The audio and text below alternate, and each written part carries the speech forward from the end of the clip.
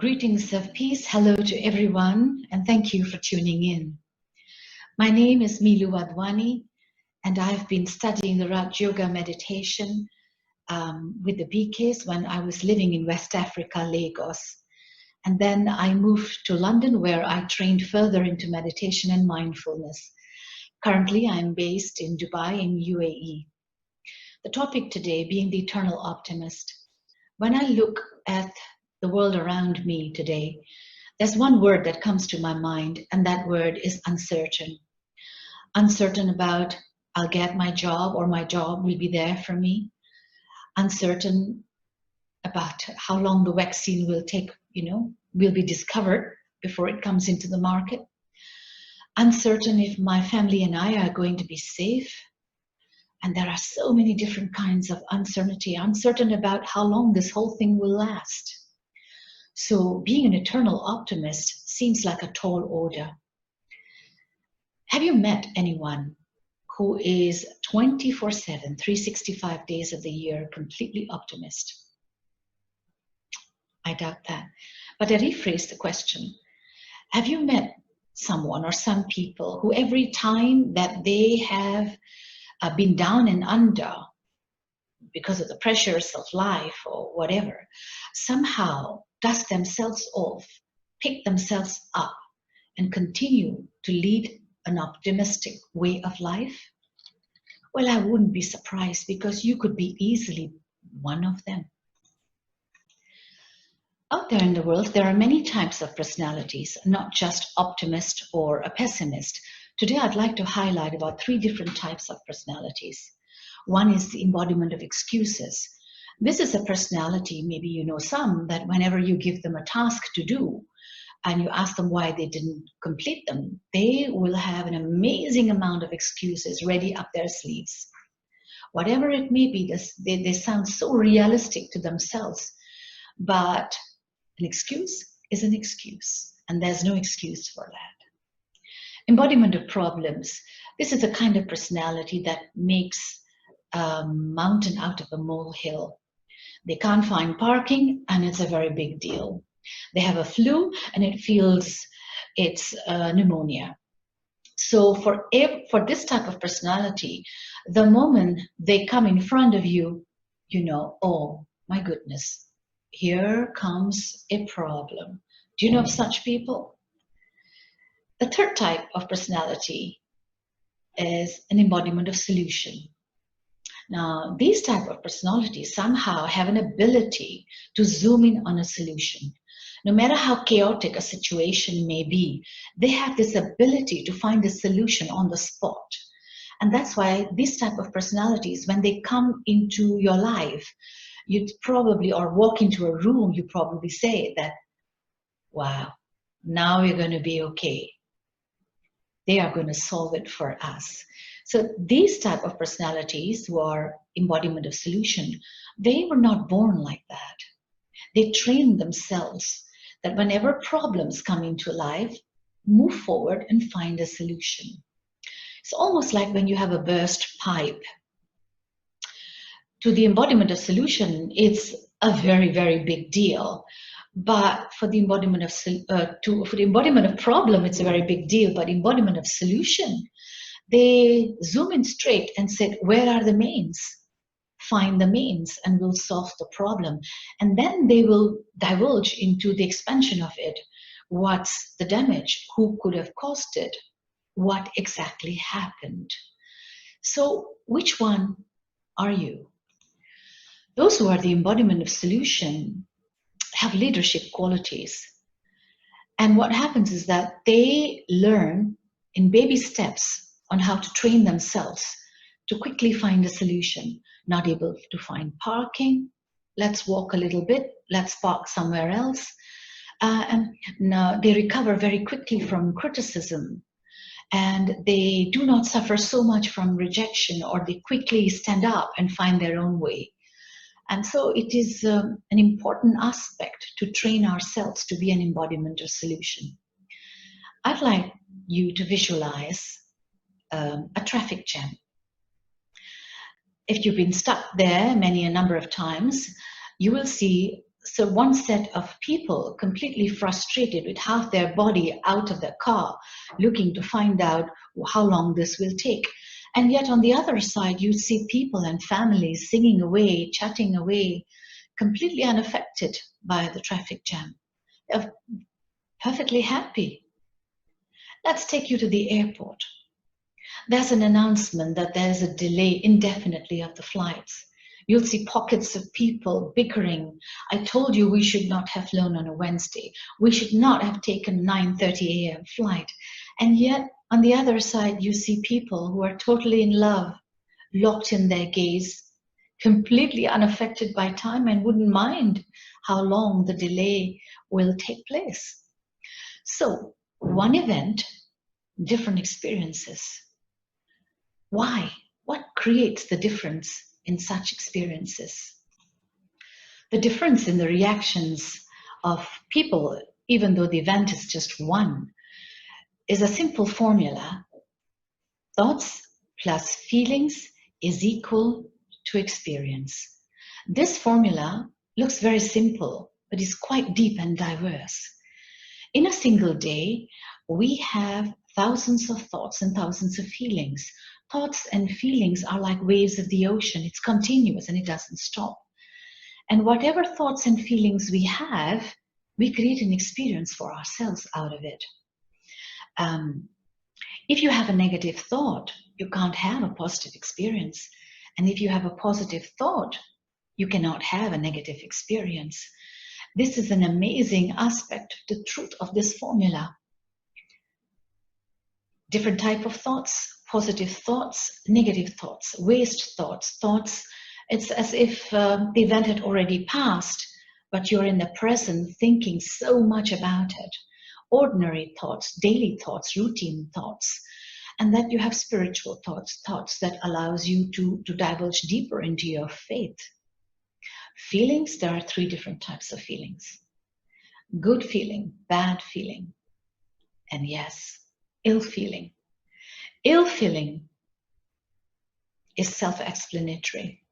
Ill feeling makes you ill. What types of ill feelings make you ill?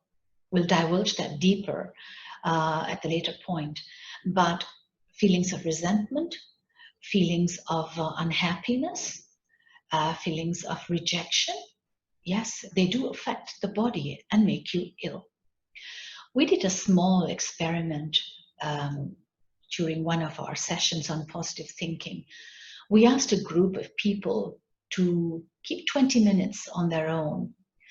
And during that period of 20 minutes, we asked them to do an experiment on being negative. Remember, if there's a positive thought that comes in, you're going to move that positive thought out, because experiment on how to think negative. And we told them to think negative about 5 aspects of their life. 1, negative about their body, something about their body that don't particularly like. Negative about themselves, a particular personality trait that they don't like about themselves. Negative about the job that they are in. Negative about a family or their family. And then negative about the world in general. About a body could be certain body parts. I wish I was taller. I wish I had green eyes. I wish I had longer hair, whatever it may be. About yourself, you know, I should be a little bit more aggressive in life. I'm too kind. Or perhaps I should change. I'm quite clumsy. Whatever it is. About your job. I don't like my boss. I don't like my office space. I don't like what I'm doing. I should be a musician. I don't know what I'm doing behind this desk job. And about family. Oh, I wish I had more siblings. To some, they said, I wish I was the only child. To another family would say, I wish I had a son. The other one says, I'd love to have a daughter. About the world. Look at the world that we are living in. You know, I mean, would I want to bring a child into this kind of world? Look at the riots. Look at the unhappiness that's all around. Is it all worth its while? During this experiment, there was one thing very important that we asked them to do.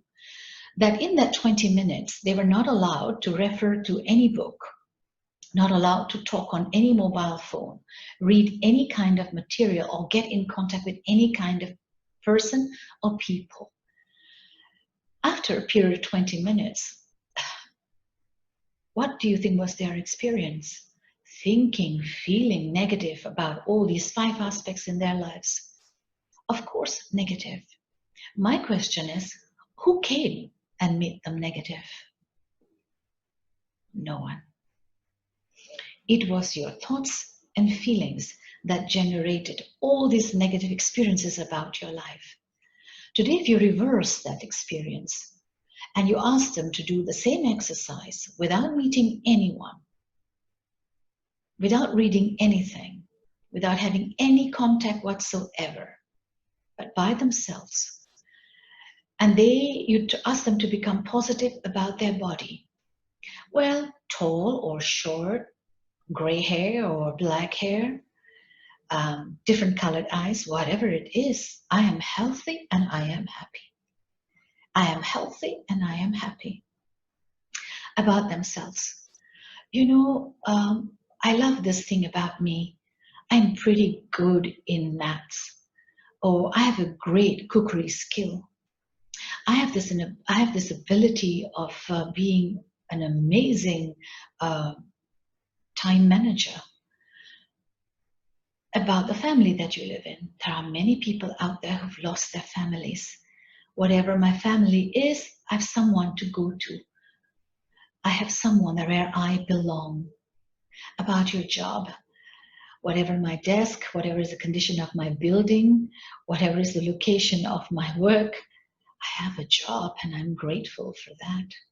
About the world, where there are too many good people in the world. Look at those who do the amazing charitable jobs. Look at the amount of people who are doing so good in the world. It's a good world out there. And before long, without contact with anyone, you have an ability to create a positive experience. And why was that? It's because of your own thoughts and your own mind that generated such a positive experience. I'd like to share a personal experience. Going back many, many years ago when I was living in England, my son was very young at that time, and he had a condition called juvenile asthma. Juvenile asthma is a condition whereby when the child grows up, the lungs capacity gets better and you recover. But until then, it was his routine every single night to have a steaming pot of hot water where he would steam. He was always monitored by a nanny, but one fateful evening, the most uneventful happened. The pot of boiling hot water went onto his skin, and you know water. It flows where it needs to flow. 20 feet away, we were having our dinner. Of course, we jumped to his rescue. But as we were peeling his pajamas, we were peeling parts of his skin. I remember so vividly this experience. I was new in meditation at that time, and I was always practicing this. I am a soul, you are a soul, looking around at people, they are souls. And this practice of being a soul, being this point of conscious energy, at that moment I had the most amazing surreal experience. It's as if I was watching my son in that intense state of pain, but I was completely detached, almost like the experience when you watch as a spectator an accident from across the street. With that clarity and that space of detachment, I had thought, let me call the ambulance. Of course, the ambulance arrived and they took us to University College Hospital, which is near Euston Road in London. We stayed in the hospital for about 14 days, but it was a terrible and a really memorable experience at the ER. He was in and out of consciousness because he was given a heavy dose of morphine. And the skin surgeon who happened to be there at that time said, well, we don't know how grave the situation is. It looks like third-degree burns. We might need to do some skin grafting on him, but we can tell later.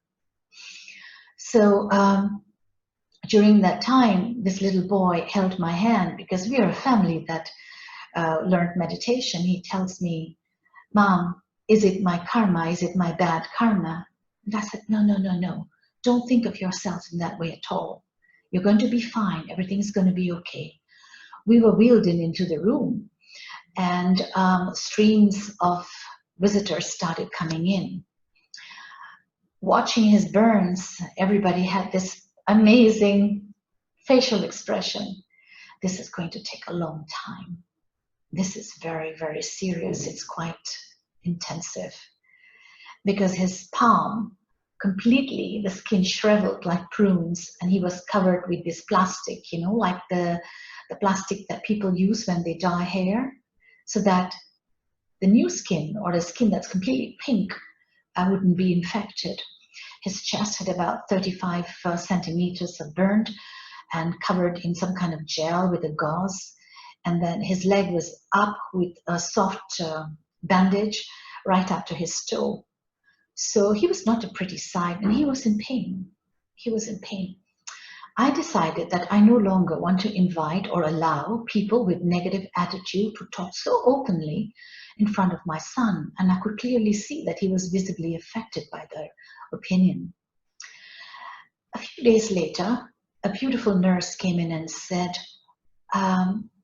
"Why don't we unbandage you and then you apply the gel onto yourself?" He couldn't see his own wounds. It was very difficult for him to do that. So she brought in a mirror. And this is long before I understood about the magic of mirror in the healing process. And she said, "Look at it." And so we decided, oh yes, let's talk. Let's talk to this part of your body. And then he said, "What would I talk?" I said, "What do you want to tell your body and your chest?" And he said, "Well, when I grow up, I want to have a hairy chest so that my scars are not visible." And then I said, "Tell the body, and tell the body to heal." And like this, we were doing day in and day out. And then one day I told him, "Let's play a game and see how positive we are. Because if you're positive, we can walk out of this hospital very fast." And so it was a game we had. Let's pick up a couple of things that was positive about this experience. And he looked at me and he said, "How can you be positive about this experience?" And I said, "Yes, there is. This is the beauty about being positive, is that you'd have to think about it. You have to dive deep into your bag to pick this up." And this is exactly what this boy did. He said, "You know, Mom, thank God you were home." I said, "Yes, true." He said, "Yes, you and Dad were home." Then he said, "Thank God the ambulance came on time." And then he said, "Thank God that the doctor at the ER, he was still available." And he looked at my skin condition. I said, "Yes." And he said, "Oh, you're going to like this one, Mom." I said, "What is it?" He said, "You know, in the next couple of days, the school is going to exit, which means it will go into a holiday for about 2 weeks periods of time." And he said, "I won't be needing these hands anymore, so I'm going to be okay." This experience that we had time and time again allows us to divulge into the optimism side about us, because we all have it. The idea is to train our mind and to pick up this positivity. Another aspect I'd like to share with you about thoughts and feelings equal to your experience is your mind is like a filing cabinet with drawers and drawers of files, of experiences. For example, last year, June, exactly around this time, in 2019, open that drawer or file of experiences. Perhaps that time you had a baby. It was a joyous moment. You found an amazing job. You got married, or in some cases, an unpleasant experience. You opened that drawer. Based on you opening that drawer, you created your own experience. And today, ask yourself, in June 2019, how would I grade my experience? What are my thoughts and my feelings about this pandemic? How do I want to feel? What would I like to think about this? And so this is where we then generate different experiences at different times in our life. Here's another concept apart from thoughts plus feelings equal to my experience. And this concept is what you call behind every experience, behind every single experience is an attachment of emotion. Every single experience below is an attachment of emotion. And people ask, so define emotion. One line, energy in motion. Whatever emotion that you carry yourself, if it's a negative emotion, you will carry that emotion even in the most exotic, beautiful holiday. If you are, just like the case of the traffic jam, the group of people that were singing and talking and enjoying the music and tapping themselves entered into a different state of their own emotion and created a different experience. Even though they will remember how long they were stuck on that traffic jam, the emotion of happiness was attached to that experience. It is no wonder that today we express our emotions and our experience with emojis. Emojis. I remember I was on a flight back from Emirates, and just at touchdown and landing, the screen came up. How would you rate your experience on this flight? And then the sets of emojis that came up, and you were supposed to press one of them. That emotion or that emoji relates or defines your experience. So the second set of understanding is that whatever experiences I have in the entire day, behind that is an attachment of emotion. So imagine if you have a negative experience of that day and a negative emotion below it, and you relive that story again and again, and then you talk about it again and again, the emotion gets embedded and strong into your experience. Sometimes you don't even think so much of that experience. The emotion is so strong, we don't bring up that topic to you, for example, in a conversation, because we said, be careful. She's very emotional about it. Be careful. Don't talk about that. She's extremely sensitive about it. So this is what happens to emotion. Now, the good news about emotion is that you can change it. You can release it. You can replace it. But the experience, you cannot. Once you've experienced it, it stays your experience. But the emotion behind it can be erased, can be changed, can be completely transformed, and allowing that experience to be less painful, Now, the other understanding about emotion is also pretty interesting. Yes, it's true, by the way, the experience of you losing your job, the experience of you going gray, the experience of you going bald, the experience of you perhaps having had a robbery. Yes, these experiences are there, but somehow the attachment of emotion can change below it. You can release it, you can let it go, and then you can completely change your whole result of that experience. By the way, with all these emotions that we have 24 hours, day after day, where do they land? What happens to these emotions? Where do they go? You'd be surprised to know. Your thoughts and feelings is equal to experience. Below every single experience is an attachment of emotion. These emotions did not just spur up in the air. No, they land up into your body. Chinese medicines believe that the body has many energy, meridians of energy. And if you relive and keep talking about a negative emotion, it could block that energy path and allow certain tensions that take up in that body. And therefore, acupressure, acupuncture can help release that pain and can release that emotion. Now, holistic medicine believe that you need to approach recovering from a disease or curing a disease from not just the emotional aspect, but also from the mental, spiritual, physical aspect. But holistic medicine also believes that this emotion that lands up in certain body parts locks up the energy and creates diseases.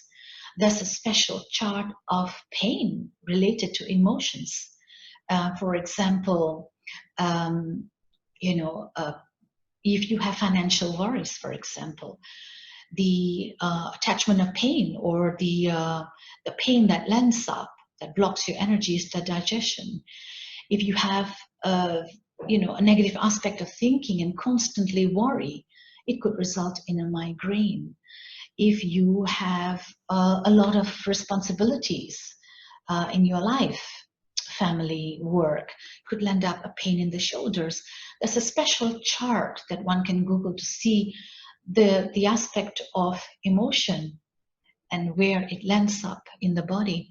Today, science actually documents images, MRI images of before and after of ordinary people like you and me who actually recover by having released a certain emotion out of their system.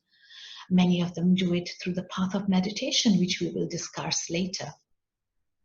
But these are documented, and one can actually understand how amazing and powerful the role of emotion is and the way it lands up in our body. There are scientific documents that actually speaks about the role of meditation, how releasing this emotion with forgiveness, letting go about certain aspects of their experiences, because every experience carries an emotion. They are able to change the genetic code of their disease, and their disease actually disappear. This is the power of your thoughts and feelings that generates emotion. Every experience you have, there is an attachment of emotion behind it, and this emotion lands into your body. The second aspect about the qualities or the characteristics of someone who is an eternal optimist, they pay a lot of attention on their words that they speak about themselves and for others, because words have power. They have power for you as an individual. The wrong words can have an amazing impact on the nation, and it can be chaotic, as we can see. But the eternal optimist is cautious about the words they use for themselves and for others, because words can make an individual or break a nation. That's the strength and power of words. Words are like seeds. They must bear fruit some way or the other. So if you have apple seeds, your fruits will be not orange, apple. So if you have positive words, your experience cannot be negative. And if you have negative words, for sure, you can't generate a positive experience. There is a beautiful saying in an abundance theory: if you have a poor mouth, you will have a poor life. That doesn't mean just poverty. That actually means poor quality of living, not just financially, poor quality of thoughts, poor quality of relationships, poor quality of job, poor quality of every level. So an abundant saying becomes very, very powerful. One of the most important things in life is that thoughts will come and go, but the eternal optimist will be very careful what they verbalize. Don't be afraid, because thoughts are nothing but your inner voices, and you can change them. And you can change them. You have the power to change them. Many negative thoughts come into your mind, and the eternal optimist is very cautious. They won't verbalize it. For example, you work very hard to go for an interview, and you went for that interview. You thought you did pretty well. And when you were asked, how did it go? Well, I think it went pretty well, but I don't think I'm going to get the job. I think perhaps they'll find me too overqualified. Maybe I'm a little bit too old for this job. They're looking for a younger person. I really don't think. what just happened here? You had thoughts in your mind which was positive. You had doubts about that. And then you verbalize the negative. So the words that you use can turn out to be what you call self-prophecy or self-prophesized. And then when the letter comes in and said that you didn't get the job, you'd said to yourself, I told you I wouldn't be able to get it. I told you. So there you go, self-prophecy. And when you think the reverse, for all you say, yeah, I got the job. I knew I can do this. I know this will happen for me. So the eternal optimist pays very careful attention on what they think, also what they say to themselves, for their others, and also for the experience. We all love to be praised and appreciated. We want to hear it. But when was the last time you said something nice about yourself? Or are you still waiting for someone to say how good you are, how clever you sound, how amazing you are? No. The eternal optimist somehow, despite many challenging situations in life, become cautious with their words, and they use strong adjectives. Adjectives, not wishy-washy words like, how are you feeling? I'm fine, I'm okay, I'm better. No, that's not enough for such optimists. They use amazing adjectives. Gosh, I feel amazing. That was an awesome meal. Brilliant job I did. It may be a cleaning job. It may not be a project. It may be a simple cleaning job. You turn it around on, that was a brilliant job. I feel incredible today. This has been an amazing, incredible time for me. So these are the words that are used by people who are eternal optimists.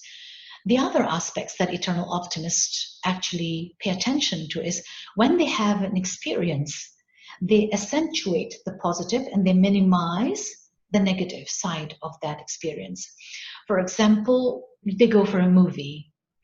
Movie lasts for about 3 hours, but the movie didn't turn out the way they expected. So the eternal optimist will not say, oh, it was a complete waste of time. It was killing me. What an utter disgusting movie it was. No, they will not accentuate the experience in a negative way. They would say, well, I could have found a better way to use my time. 3 hours? Yeah. The next time I'm going to be very cautious taking on the recommendations of other people. I'd research this to myself. Going to a concert, delays in the concert, terrible parking, going in, going out took hours, and the concert took a shorter number of hours. How was your experience? How would you relate it? What emoji would come up? What would you say if you were asked to describe that? An eternal optimist would say, well, it was worth the money. True, the parking, true, the delay, but they were awesome. I felt incredible. My memory, of the days that we were young and carefree, I really was lost in all that time. I loved it. So this would be the description of an eternal optimist, because they would accentuate using words which are positive. There is one more important aspect that I'd like to highlight about the eternal optimist. The eternal optimist not only are careful about words, but they understand one important secret or theory behind words, that every word must have an image, will generate an image, and every image will have a meaning. This is one of the most important secrets of the power of words. The words that you use not only just become self-prophecy, but also the words that you use actually conjures up almost instantly an image. Words and image are two sides of the same coin. And that image and words create a meaning for you. I'll give you a simple example. The word banana. The word banana to an athlete means nourishment. The word banana to a child is a snack. The word banana to a monkey has a different meaning. The word snake. Snake, the word is enough to conjure up an image. What kind of snake, what it does, enough to make me squirm in my chair. But to a snake charmer, what a beauty. What a beauty. So whatever words an eternal optimist chooses creates a positive image and therefore create a meaning for them in their lives. And therefore they are cautious about the words they use because they understand this secret. I'd like to do a little experiment with you on this word called lockdown. Well, lock is not freedom. Down doesn't mean high-spirited. But lockdown is a general word. It's an event that can generate different experiences, creating different emotions for different people.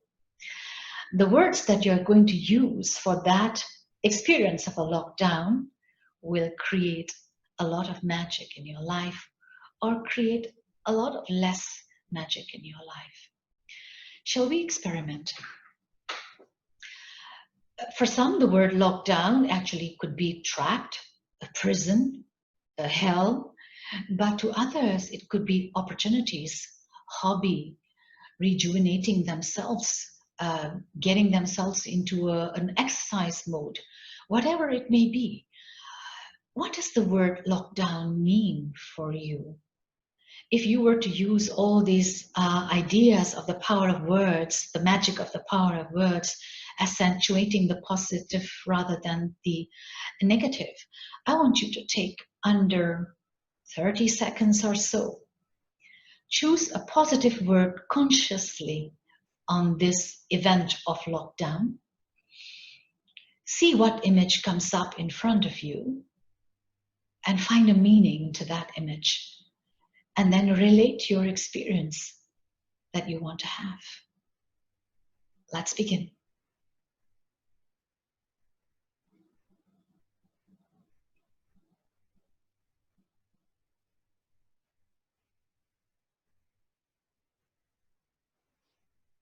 One word, one image. What does this mean for me? Did you find it? Did you find it? Well, I'm glad you did. I'd like to share with you the ultimate characteristic of the eternal optimist. You've heard the word, when life gives you lemons, make lemonade. Easier said than done. But here's an amazing quality about the eternal optimist. To the eternal optimist, they actually believe that every experience, every situation, every event that happens in their life somehow is moving them, is enriching them, is empowering them towards their greater destiny. They have this amazing concept and belief. This is going to get me somewhere. This is going to be good for me. And they actually attract that goodness surprisingly and not surprisingly at all. Their idea of understanding is that there is a benefit in anything that happens, and that benefit is going to be for me. Not just benefit to the world. First, this is good for me. I wonder what's in it for me. To them, it's like a blessing in disguise. Take a few seconds and ask yourself, when was the last time something unpleasant that happened in your life that eventually turned out to be a blessing in disguise? You see, the ultimate characteristic of the eternal optimist is this. They have an undeterred belief that things happen for their own good. And people like them, they seek opportunities and they get it. They take advantage of a situation and turn it to a greater benefit for themselves. The experience of a lockdown, for example, has brought in many positive, inspirational stories for many people. When I was watching CNN Impact Your World, I was amazed to find inspirational stories of how communities and individuals have turned around to create a different aspect of their life for themselves and helping out for others. For example, many people speak about creating home industries, making masks and giving them for free or putting them at a minimum price. You see companies, for example, yes, even baking, painting, whatever they turned it into a source of income. So the home industries are on the up. And then you see a lot of people, young people who had wanted to work in the city, who now begin to choose to work in the suburbs because they have this ability to have cleaner air, less traffic, saves time on commuting, and a better quality of family life. The lockdown enabled them to think that really working in the suburbs is safer, happier, and more conducive for me and my family. And then you see companies who begin to realize with this number of weeks and months that their staff have been working from home, that they have, spent so much of millions of dollars and pounds into renting such large office spaces that they could easily save the company's money by allowing them to work from home, because the result has been positive. People are able to produce the same level of productivity and efficiency that is been amazing for the company. So yes, a lot of positive experience can vibrate. And there's a research out there that a number of successful people who have what you call a certain type of positive expectation about a situation in life actually attract opportunities and support from the universe. Well, this lockdown could be just one such experiences for us and for you and me. So the above are some of the concepts on characteristics of people who have understood the ultimate optimism. I cannot highlight the importance of meditation enough. We have noticed that the number of people who are asking Raj Yoga centers for online meditation has increased amazingly. The lockdown has given them a kind of a pause in life where they have been able to reflect themselves and want to use meditation as a tool. And so what does meditation do exactly? We've led a life before the pandemic, literally like hamster on a wheel. And then suddenly with this lockdown, we've been asked to sort of restrict our movements where we've had the freedom to completely move around. That has given time to many of us to reflect where we want to head and therefore turn towards meditation. Many are uncertain and afraid now when the ease is coming up of the lockdown, whether they're going to be okay when they go back to work, and want to lean on meditation to find if they can work better on themselves. So let's take a look at some of the roles of meditation. When we want to look into ourselves, when we want to find ourselves, we need to restrict or adapt more stillness.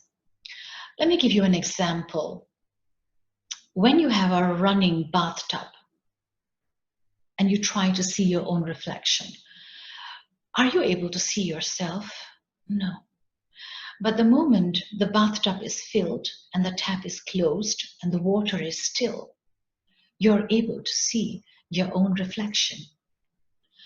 If your life has been one of that constant movement, perhaps this moment of stillness will enable you to see where you are heading. There is a simple misconception about meditation. They believe that if you sit still, you will experience. Meditation is a very active act. It's not passive. Meditation has an intention, very much like sitting on the dining table to eat, going to bed to sleep. Sitting for meditation also has a a kind of intention to meditate. Now, the language of meditation is specific because you need to use words and concepts that allows you to generate these feelings of peace and calmness. And many of our Raj Yoga centers around UK actually offers this meditation free of charge. So when we sit down for meditation, what really happens? People sit down and think, oh, here, some experience is going to come in now. Doesn't so. It's like sitting in a car. When you sit in a car, you punch into your GPS, your destination, and then automatically, without being worried, you will be directed there. And if along the way you make a mistake, it just recalculates your route untiringly and then enables you to reach your destination. So in meditation, it is very important to GPS your thoughts. And I'd like to share the next few minutes on this aspect of meditation using one image, one word. Let's learn to GPS our thoughts. But before that, I'd like to share with you and share a brief announcement about the upcoming speaker, Charlie Hogg, on the topic, Wounds Heal with Forgiveness. What a beautiful topic. I hope you'll be tuned in. So let's sit down, relax, and for the next 2 minutes or so, experience this GPS your thoughts on meditation. One image, one word. Let us take a few minutes to meditate. One image, a beautiful sunset. One word, peace. I breathe in and I breathe out, relaxing all the different parts of my body. My legs, my spine, my torso, all relaxed. I breathe in and I breathe out, relaxing all my arms, my shoulders, my neck, my face. I hear my breath in and out in stillness.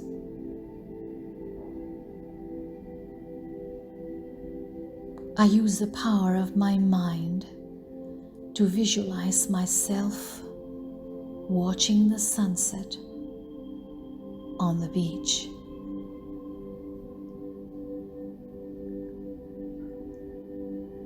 The warm sand on my feet feels like cotton wool, so soft, so pure. As I walk straight ahead, I glance behind me. I see the imprints of my feet on the sand, as if a message written on the sand for me. Go on, move forward, let it all go. Whatever happened in the day is now in the past.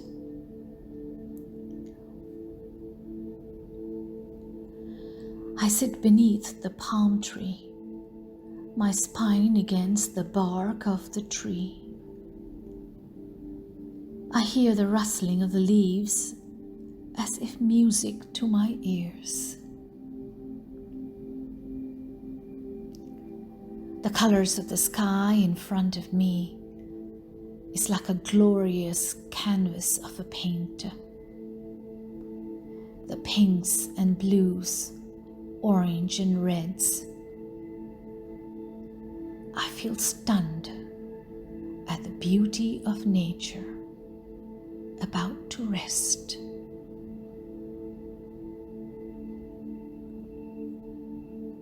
I hear the waves rolling in and out as if to say, life goes on, one day at a time.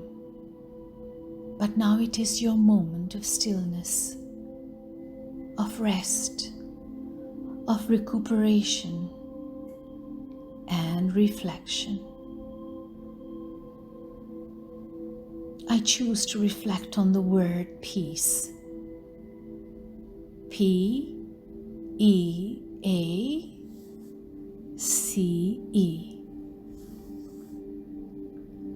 P is for positive thoughts about myself, about my nature, my body, my family and friends, and the world around me. Positive thoughts bring me joy and happiness. I love my peace.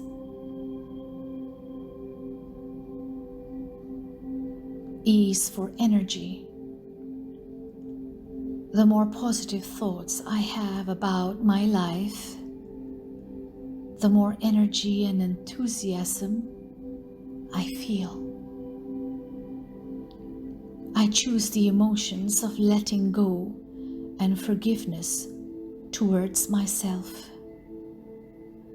These emotions heal and comfort me without judging me.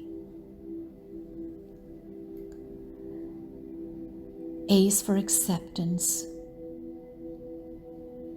With renewed energy, I begin to accept myself as I am, the way I am. I accept my challenges, my situations with peace of mind. I find that when I accept myself as I am, the more I easily accept others and their nature as they are. I get to keep my peace. C is for care and careful. I love to take care of my body with the food that I eat, the nourishment that I give it, the rest, clean air, and exercise. And for my mind, I give positive thoughts, positive energy, and positive emotions. These make me careful of what I think and feel. I have the power to choose. I feel carefree.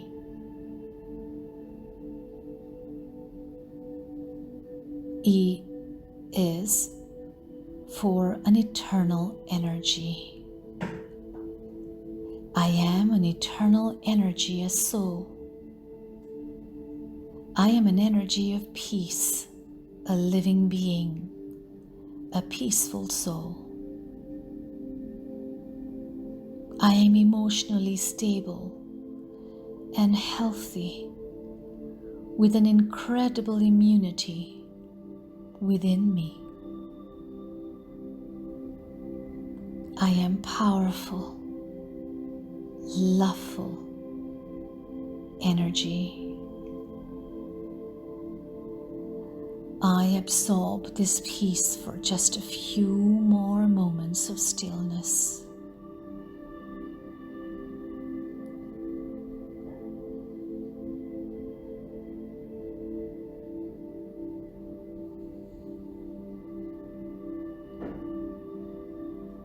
I am in awe, in wonder of who I am. I am peace. Peace. Peace is the garland around my neck.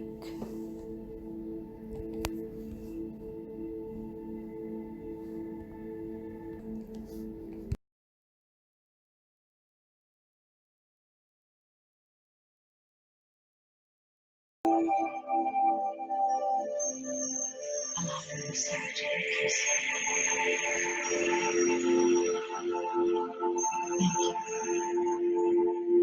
Thank you.